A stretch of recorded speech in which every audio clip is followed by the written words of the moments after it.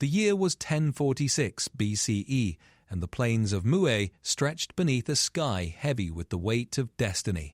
King Wu of Zhou stood before his assembled army of 45,000 warriors, their bronze weapons glinting in the pale morning light.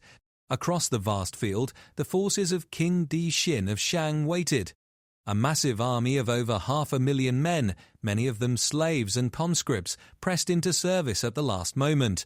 What would unfold on this field was not merely a battle for territory or power. It was the first great turning of a wheel that would spin through more than 3,000 years of Chinese history, a wheel driven by a concept so profound that it would determine the fate of emperors, reshape the boundaries of the world's largest empire, and claim the lives of hundreds of millions of people.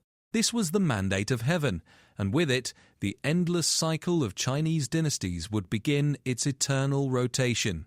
King Wu raised his arm, and silence fell across his ranks. He spoke words that would echo through millennia. The Shang had lost heaven's favor. Their king had descended into corruption, cruelty, and debauchery with his concubine Daji. The cosmic order demanded change. Heaven itself had withdrawn its mandate from the Shang and bestowed it upon the Zhou. The battle that followed would last a single day, but its consequences would shape the fundamental political philosophy of the most populous civilization on Earth. As the Zhou chariots thundered across the field, something remarkable happened. The Shang slaves and conscripts, men who had been starved, beaten, and forced to fight for a king they despised, turned their weapons against their own commanders. They opened their lines, allowing the Zhou forces to pour through. The blood that flowed that day was said to be so abundant that wooden shields floated upon it like boats on a crimson river. When the sun set over Muyei, King Daixin had fled to his palace, the Deer Terrace Pavilion, where he covered himself in precious jades and set himself ablaze. His concubine Daji was captured and executed on the orders of Zhang Ziya, the legendary strategist who had counseled patience until the precise moment when heaven's mandate was clear. King Wu entered the burning palace, retrieved the charred remains of Di Xin, and publicly beheaded the corpse, a symbolic act demonstrating that even in death, a ruler who had lost heaven's favor deserved no dignity. The Zhou dynasty that emerged from the ashes of Muyei would reign for nearly 800 years, the longest of any Chinese dynasty. But more significantly, the justification King Wu used for his conquest, the mandate of heaven, became the foundational principle of Chinese political legitimacy. The Duke of Zhou, King Wu's brother, and regent for the young King Cheng, further developed this doctrine into a comprehensive political theory that would govern the rise and fall of every subsequent Chinese dynasty. The theory was elegant in its simplicity. Heaven granted the right to rule to virtuous leaders. A dynasty's legitimacy was demonstrated through prosperity, peace, and good governance. But heaven was not a passive observer.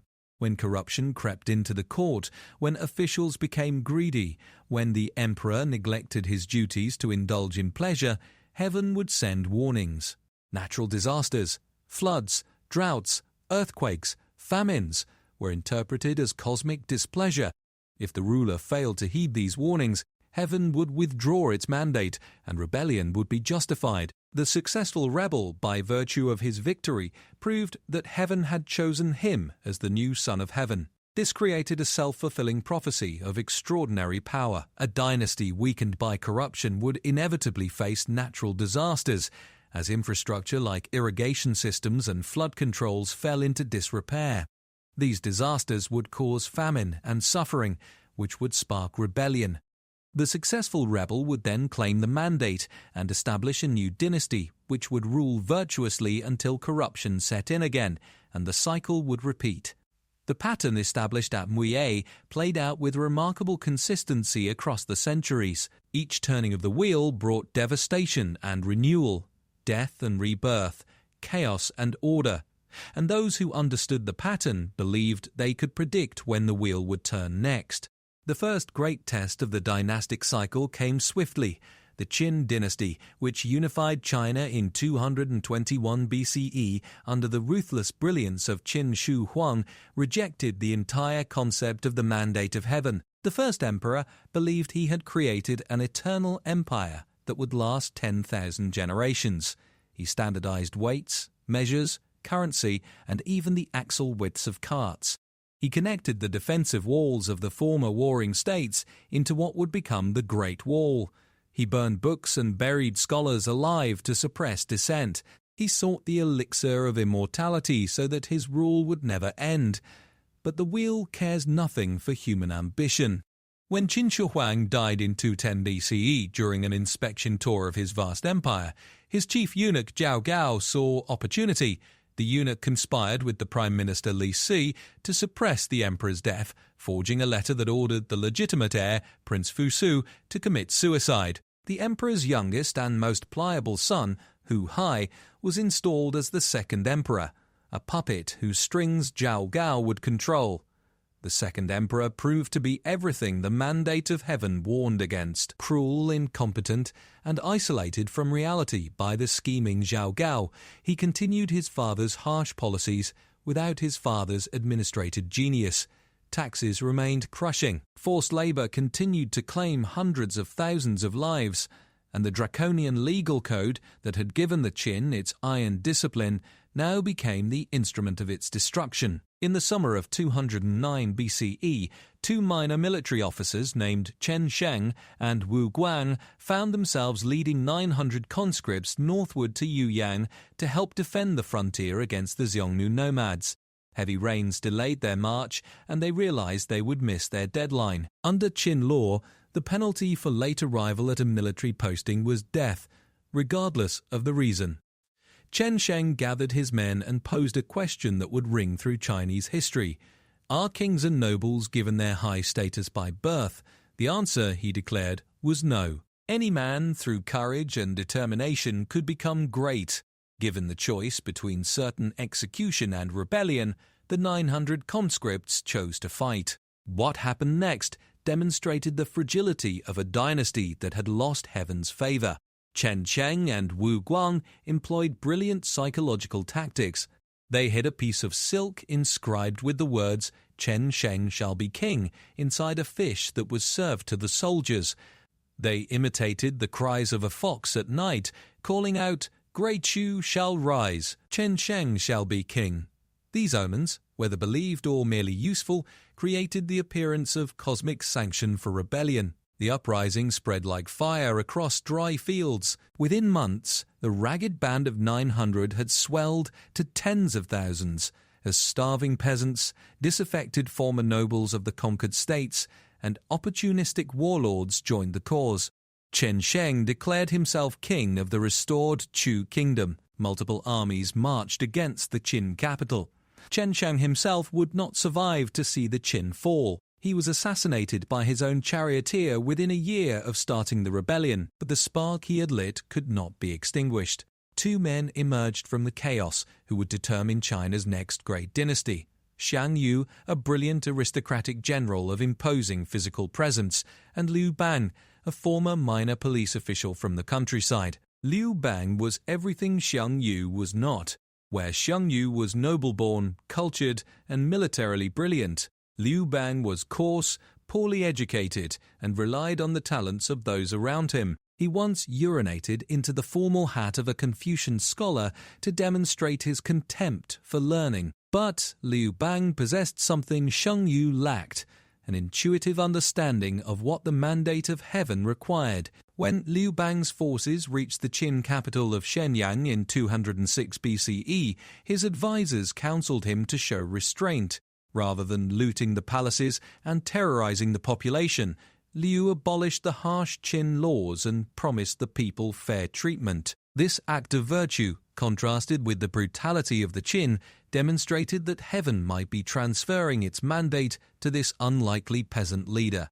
The civil war between Xiang Yu and Liu Bang that followed lasted 4 years. Xiang Yu, despite his military genius, made a fatal error.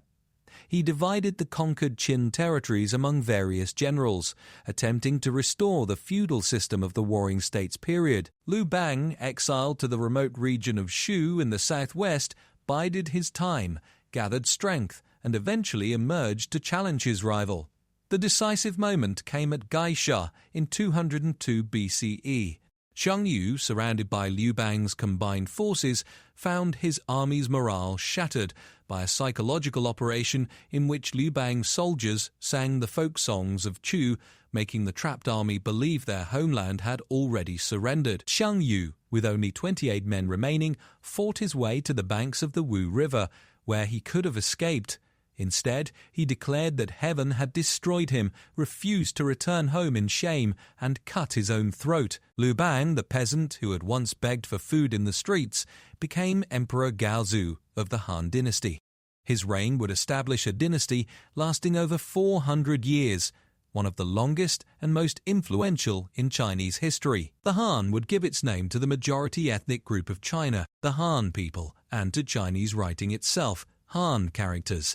And Liu Bang's story, the commoner who seized heaven's mandate through virtue and determination, became the template for future dynasty founders. But even as Liu Bang consolidated his power, he understood the fragility of his position. He spent much of his remaining years suppressing rebellions by the very generals who had helped him achieve victory. When he died in 1995 BCE from wounds suffered in battle against a rebellious former ally, he reportedly told his physicians, "Isn't it heaven's will that I managed to conquer this empire in simple clothing and with nothing but a sword? My life is determined by heaven." The Han dynasty that Liu Bang founded would experience its own cycle of rise, prosperity, decline and fall. By the 2nd century CE, the signs of a mandate in decline were unmistakable. Weak emperors dominated by palace factions, rampant corruption, natural disasters, and economic hardship had created the conditions the ancient texts warned about.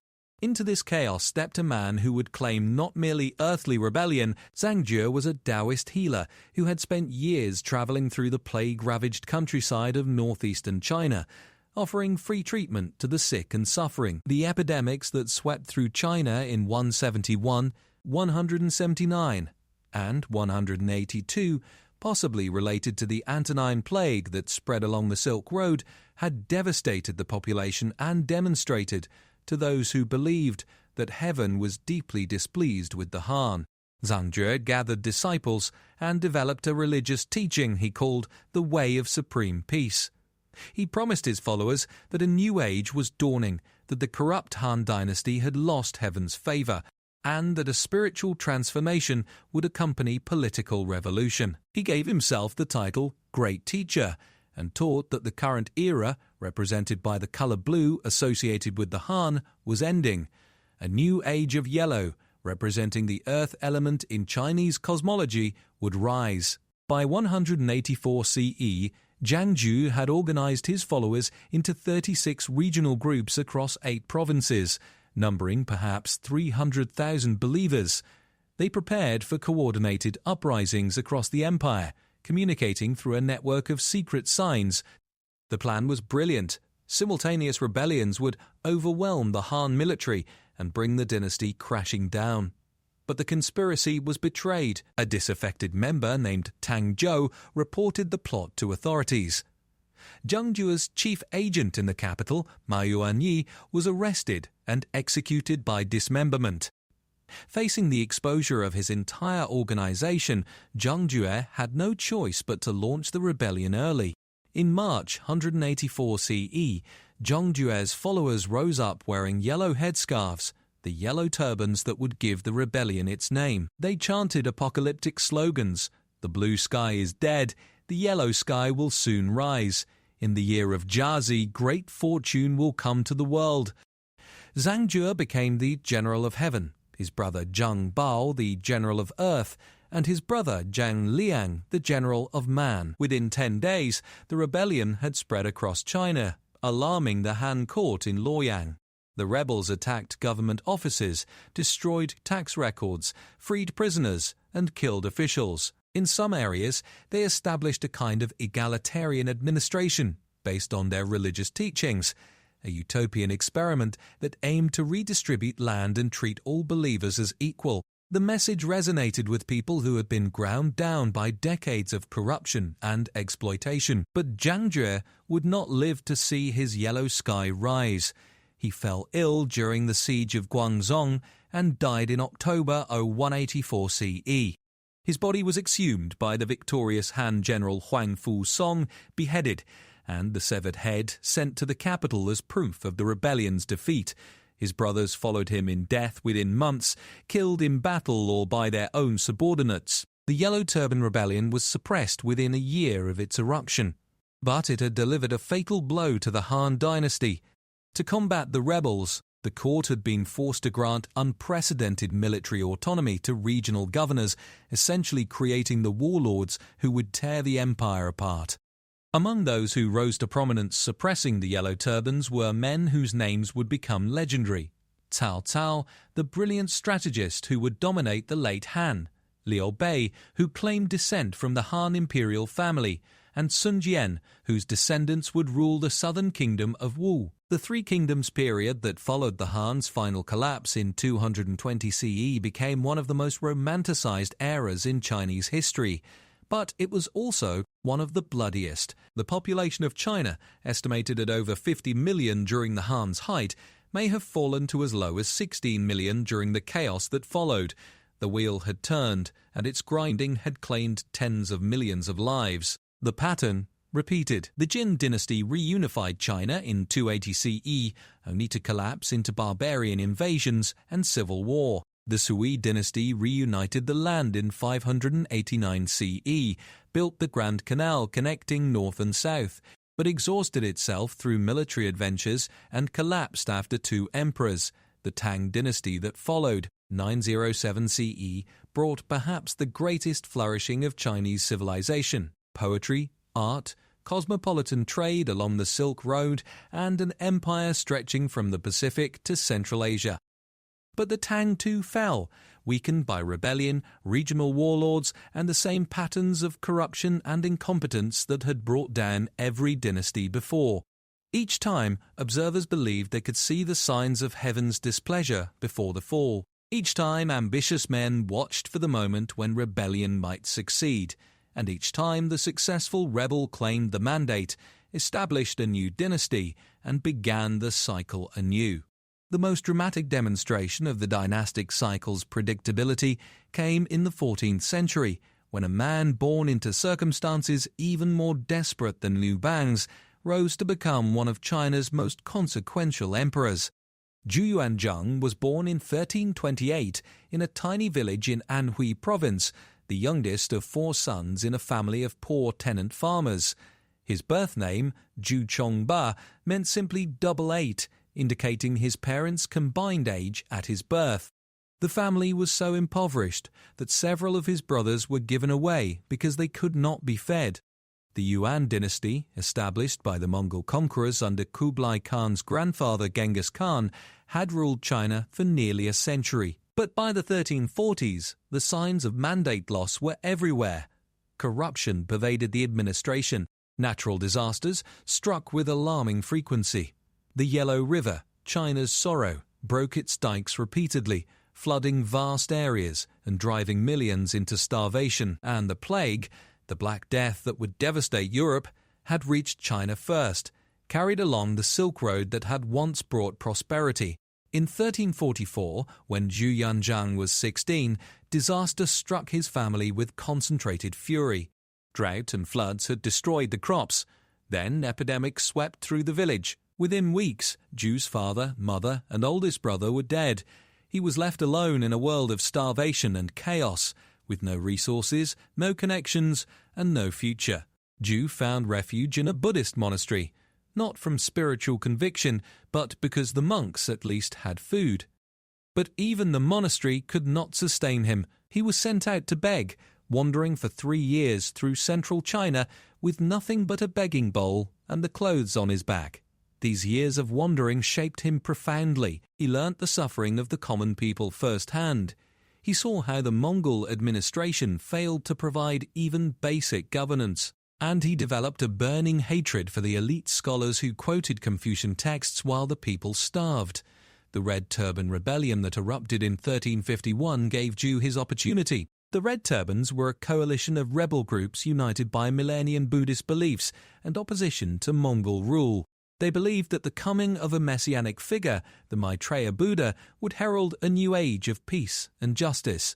They wore red headscarves to distinguish themselves and fought with the fervour of religious conviction. In 1352, when Yuan troops destroyed the monastery where Zhu had returned after his wandering years, he joined the Red Turban forces under a local commander named Guo Zhixing. Zhu proved himself in battle and demonstrated organizational abilities that caught Guo's attention.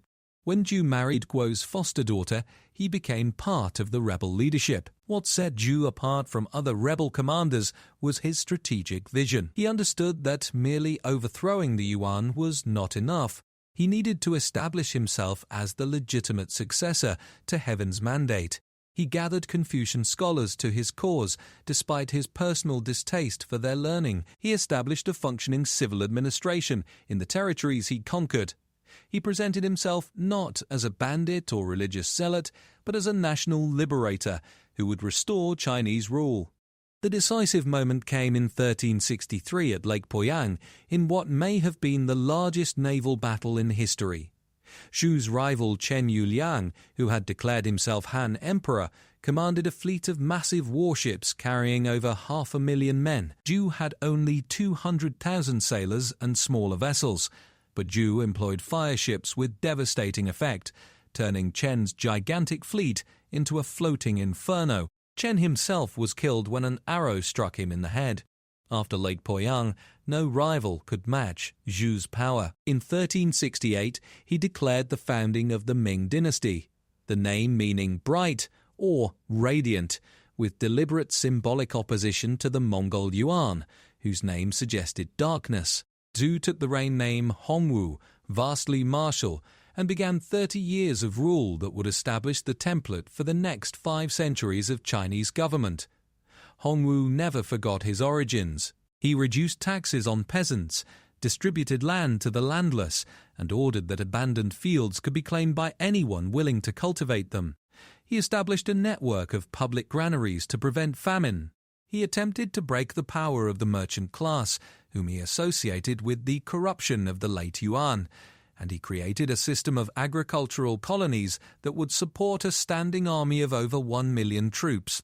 But Hongwu also demonstrated the darker aspects of dynastic power. His suspicion of potential rivals grew into paranoia. He established the Embroidered Uniform Guard, a secret police force that reported directly to the emperor and operated outside the regular legal system. Purges swept through the government repeatedly, claiming tens of thousands of lives. In one case, the execution of a single official accused of treason led to the deaths of over 15,000 people connected to him, however tangentially. When Hongwu died in 1398, he had created a dynasty that would rule China for 276 years, but the seeds of the Ming's eventual destruction were planted in its very foundations. The concentration of absolute power in the emperor meant that weak or incompetent rulers could devastate the empire. The prohibition on eunuch participation in government, which Hongwu instituted to prevent court intrigue, would be abandoned by his successors with catastrophic results. And the agricultural system that had once been the Ming's strength would prove unable to adapt to changing economic conditions. The Ming dynasty's decline unfolded with terrible predictability. By the early 17th century, all the classic signs of mandate loss were present. The Little Ice Age had shortened growing seasons and reduced crop yields. Famine spread across the northern provinces. The treasury was empty, drained by wars against Japanese pirates, Mongol raiders, and the rising Manchu power in the northeast. Corruption had reached epidemic proportions. Officials openly sold positions, extorted bribes, and ignored their duties. In the palace, power had passed to the eunuchs, but Hongwu had tried so hard to exclude. The most notorious, Wei Zhongshan, dominated the court during the reign of the teenage Tianqi emperor, persecuting officials who dared to criticize him and accumulating a personal fortune while the empire crumbled. When the Chongzhen emperor took the throne in 1628, he executed Wei and attempted reforms, but it was too late. The mandate was slipping away. Li Jicheng was born around 1605 in northern Shanxi province, in the same region that had given birth to rebellions so many times before. He worked at various jobs, in a wine shop, as an ironworker, as a post station messenger, before being laid off when the government cut funding for the postal service. In 1630, with no other options, he joined the army. When that too proved untenable, he joined a rebel band. For the next decade, Li Zicheng's life was one of constant warfare. He joined various rebel groups, was captured and released, joined again, and gradually rose to prominence among the fractured rebel movements.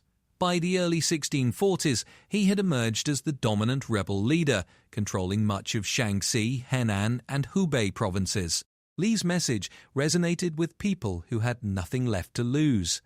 He promised to abolish the crushing taxes that had impoverished the peasantry. His slogan, "Welcome King Chuang, pay no taxes," spread ahead of his armies, bringing defectors and recruits. He established his own administration, styled himself as a king, and began planning the final assault on the Ming capital. In early 1644, Li declared the founding of the Shun dynasty in Xian, claiming the mandate of heaven for himself. In February, he began his march toward Beijing. City after city surrendered or fell with minimal resistance. The Ming military, unpaid and demoralized, melted away. By April, Li's army of 300,000 had reached the gates of Beijing itself. The Chongzhen emperor made desperate efforts to save his dynasty. He appealed to officials for money. They claimed poverty while hoarding private fortunes. He ordered the defense of the capital. The generals refused to fight for a cause they knew was lost. On April 24, 1644, when Li's forces breached the walls and a eunuch opened the gates from within, Chongzhen knew the mandate had passed from his house forever. That night, the last Ming emperor wandered through his palace, drinking wine and weeping. He ordered his wife and concubines to kill themselves to avoid capture. He attempted to kill his own daughter with a sword, but only succeeded in severing her arm. Then, alone, he climbed Coal Hill behind the Forbidden City, found a tree overlooking the palace where his ancestors had ruled for 276 years, and hanged himself. He was 30-year-old girl. Li Zicheng entered Beijing the next day, but his triumph would prove hollow. The brutal behavior of his troops alienated the very people who had welcomed him. Worse, he had failed to account for the power that waited beyond the Great Wall. The Manchus, descendants of the Jurchen tribes that had once ruled northern China as the Jin dynasty, had been building their strength for decades. Their leader, Nurhaci, had unified the tribes and declared the Qing dynasty in 1636. When Beijing fell to Li Zicheng, the Manchu prince Dogon saw his opportunity. The key to the Manchu conquest was Wu Sangui, the Ming general who controlled the crucial Shanhai Pass, where the Great Wall meets the sea. Caught between Li Zicheng's rebels and the Manchu armies, Wu made his choice. He invited the Manchus through the pass to help him destroy the rebel forces. The Battle of Shanhai Pass on May 27, 1644, lasted a single day. Wu Sangui's Ming loyalists and Dogon's Manchu cavalry crushed Li Zicheng's rebel army. Li fled back toward Beijing, then continued westward. He would be killed the following year, either by his own hand or by peasants defending their village against his retreating troops. On June 6, 1644, Dogon's forces entered Beijing. The 6-year-old Manchu Prince Fulin was proclaimed the Shunji Emperor, the first Qing ruler of all China. The mandate had passed once more, this time to a foreign dynasty that would rule for 268 years. The Qing dynasty would face its own catastrophic challenge to the mandate in the 19th century, when a failed civil service candidate named Hong Xiuquan would lead perhaps the bloodiest civil war in human history. Hong was born in 1814 in Guangdong province. The Hakka were a distinct ethnic group within the Han Chinese majority with their own dialect and customs, often subject to discrimination. Hong showed academic promise, and his family sacrificed to provide him with an education, hoping he would pass the imperial examinations and bring honor and prosperity to the family. But Hong failed the examinations repeatedly. For a man who had been told his entire life that his destiny lay in scholarship and official service, these failures were devastating. After his third failure in 1837, Hong fell into a delirious illness that lasted 40 days.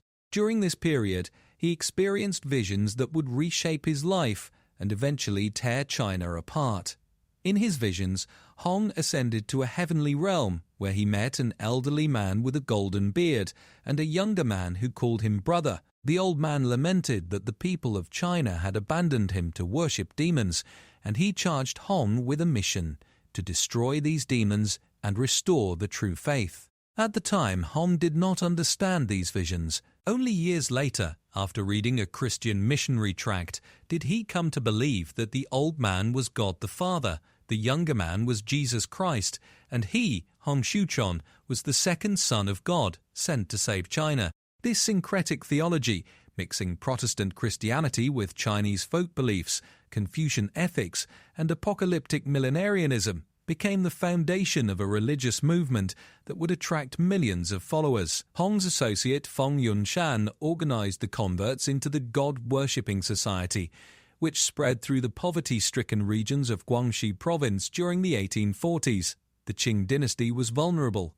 The Opium Wars with Britain had humiliated China and exposed the military weakness of the Manchu regime. Corrupt officials, natural disasters, and economic depression had created massive discontent, and the ruling Manchus were seen by many Han Chinese as foreign occupiers whose time had come to an end. On January 11, 1851, Hong Xiuquan declared himself the heavenly king of the Taiping Heavenly Kingdom, using the same date, the 11th day of the first lunar month. That was coincidentally his 37th birthday. The Taiping Rebellion had begun. The initial Qing response was dismissive. Local officials sent poorly trained militias against what they assumed was just another peasant uprising. But the Taiping forces were different. They were organized, disciplined, and motivated by religious fervor. They shared property communally. They banned foot binding, opium, and alcohol. They established separate military units for women. Their ideology promised a complete transformation of Chinese society. The Taiping armies swept northward from Guangxi, gaining recruits and capturing cities. In March 1853, they took Nanjing, the former Ming capital, and declared it the heavenly capital of their new kingdom. At their height, the Taiping controlled much of southern China and threatened to overthrow the Qing entirely. But the heavenly kingdom contained the seeds of its own destruction. Hong withdrew increasingly from active governance, leaving administration to subordinates who proved corrupt or incompetent. Internal power struggles erupted into bloody purges. In 1856, Hong ordered the massacre of Yang Shouqing, one of his top lieutenants, along with 20,000 of Yang's followers. The resulting chaos weakened the Taiping at exactly the moment they needed strength. The Qing, for their part, were saved by the same decentralization that had destroyed so many previous dynasties. Since the imperial armies were unable to defeat the Taiping, provincial officials were allowed to raise their own forces. Zheng Guofan, a Confucian scholar official, organized the Shang army in Hunan province, a private militia loyal to him personally rather than to the throne. This army, trained and equipped with Western weapons, gradually turned the tide against the Taiping. The siege of Nanjing began in May 1862. For 2 years, Zheng Guofan's forces tightened the noose. Within the city, food ran out. Hong Xiuquan, the man who had believed himself the brother of Jesus, was reduced to eating weeds from the palace gardens. He died on June 1, 1864, possibly from illness caused by his diet, possibly from poison. Whether suicide or assassination has never been determined. Nanjing fell on July 19, 1864. Qing soldiers exhumed Hong's body, beheaded it, and cremated the remains. The ashes were then loaded into a cannon and fired into the sky, ensuring that the would-be son of God would have no earthly resting place. The Taiping Rebellion is estimated to have caused between 20 and 30 million deaths, representing 5 to 10% of China's population.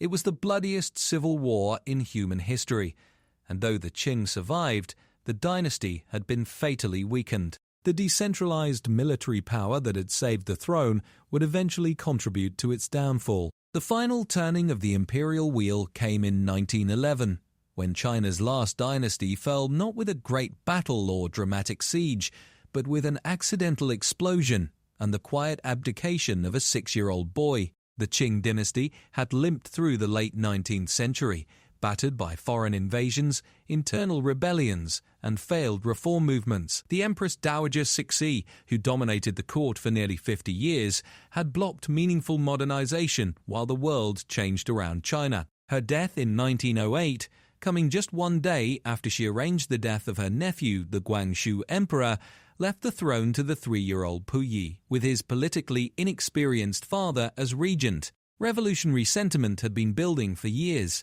Sun Yat-sen, a Western-educated doctor, had been advocating for the overthrow of the Qing and the establishment of a republic since the 1890s. His revolutionary alliance brought together diverse anti-Qing groups under a program of nationalism, democracy, and social reform. But despite numerous attempted uprisings, the Qing regime had survived. The spark that finally ignited the revolution came on October 9, 1911, in the city of Wuchang. Revolutionaries affiliated with Sun Yat-sen's organization were manufacturing bombs in a house in the Russian concession when one accidentally detonated. Police investigated and discovered a list of names belonging to revolutionary soldiers in the new army, the modernized military force that the Qing had created to defend the dynasty. Faced with exposure and arrest, the revolutionaries decided to act immediately. On October 10, 1911, a date now celebrated as the founding of the Republic of China, new army soldiers in Wuchang mutinied. They seized the arsenal, attacked the Qing governor's compound, and declared the establishment of a revolutionary government. Within weeks, province after province declared independence from the Qing. The irony was not lost on observers. The new army, created by Qing reforms to defend the dynasty, became the instrument of its destruction. The very modernization that the Qing had pursued to save themselves had created a class of educated, nationalistic soldiers who despised Manchu rule. Sun Yat-sen was in Denver, Colorado, when he learned that the revolution he had worked toward for decades had begun. By the time he returned to China, the situation had evolved beyond anyone's expectations. A provisional government had been established in Nanjing, but the military power to actually defeat the Qing lay with Yuan Shikai, the commander of the Beiyang army, and a man whose loyalty to the dynasty was questionable at best. The negotiations that followed were complex and morally ambiguous. Sun Yat-sen agreed to yield the presidency to Yuan Shikai if Yuan would support the emperor's abdication. Yuan pressured the Qing court, using both threats and promises. On January 26, 1912, Duan Qirui led the Beiyang generals in sending a telegram to the court demanding the emperor's abdication and the establishment of a republic. The message was clear: the military would not fight for the dynasty. On February 12, 1912, the Empress Dowager Longnu, acting as regent for the 6-year-old Puyi, issued the imperial edict of abdication. The document acknowledged that the will of heaven is clear and the people's wishes are obvious, and announced that the emperor would hand over sovereignty to the people. In exchange, the imperial family was promised favorable treatment. Puyi would retain his title, receive an annual stipend, and be allowed to continue living in the Forbidden City. With this document, more than 2,000 years of imperial rule in China came to an end. The mandate of heaven, that concept born on the battlefield of Muye 3 millennia before, had found its final expression not in a triumphant conqueror, but in a small child who would spend most of his life as a figurehead, puppet, and prisoner. The end of the Qing did not mean the end of the dynastic cycle's influence on Chinese thinking.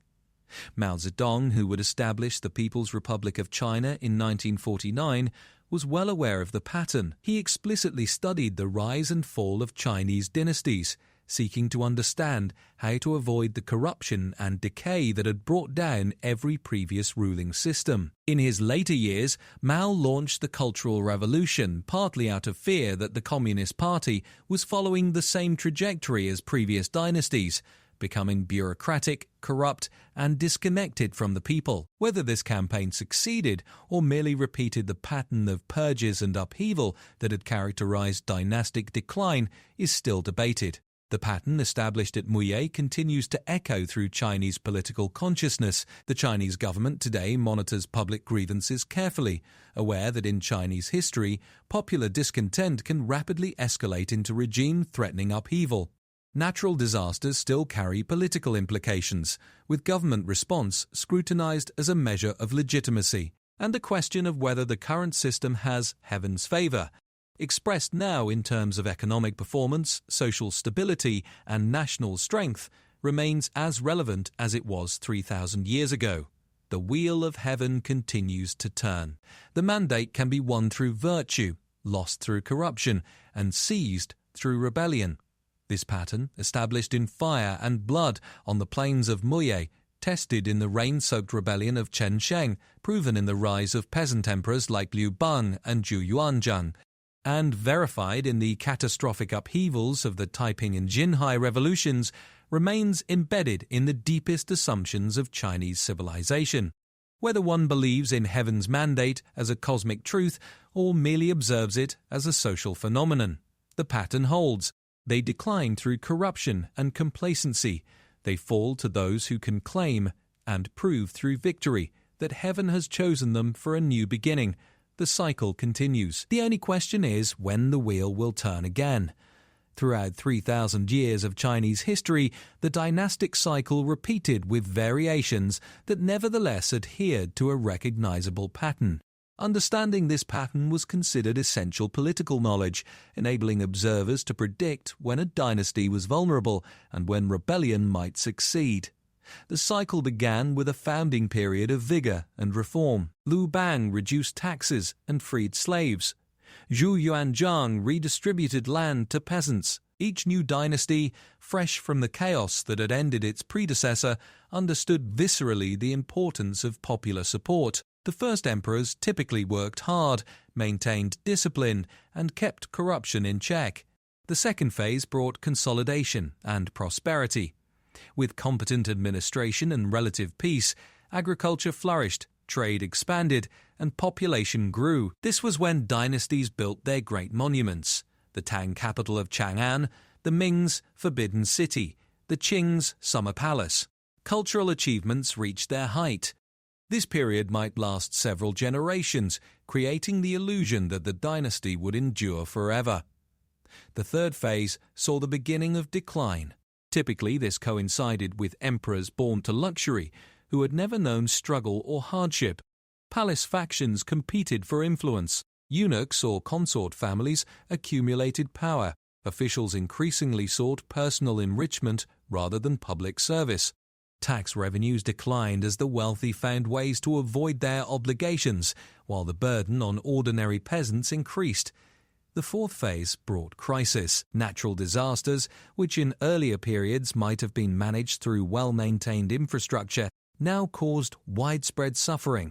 Famines drove desperate people to banditry or rebellion. Military forces, underpaid and under-equipped, failed to maintain order. The government, unable to address the underlying problems, responded with increased repression, which only accelerated the loss of public support. The fifth and final phase saw the collapse. A charismatic leader emerged, often from humble origins, understanding the people's suffering intimately, who proclaimed that heaven had withdrawn its mandate from the dynasty. The first rebellions might fail, as Chen Sheng's did, but they demonstrated that resistance was possible. Eventually, one rebel leader proved strong enough, or the dynasty weak enough, that the old order fell. The successful rebel claimed the mandate, established a new dynasty, and the cycle began again. The predictive power of this pattern was not perfect, but it was substantial. Observers could identify when a dynasty had entered its declining phase by cataloguing the warning signs: corruption scandals, natural disasters, mishandled, military defeats, popular unrest. They could not predict exactly when the fall would come or who would succeed, but they could recognize when the time was approaching. This knowledge shaped behavior at every level of Chinese society. Officials who recognized the signs of decline might quietly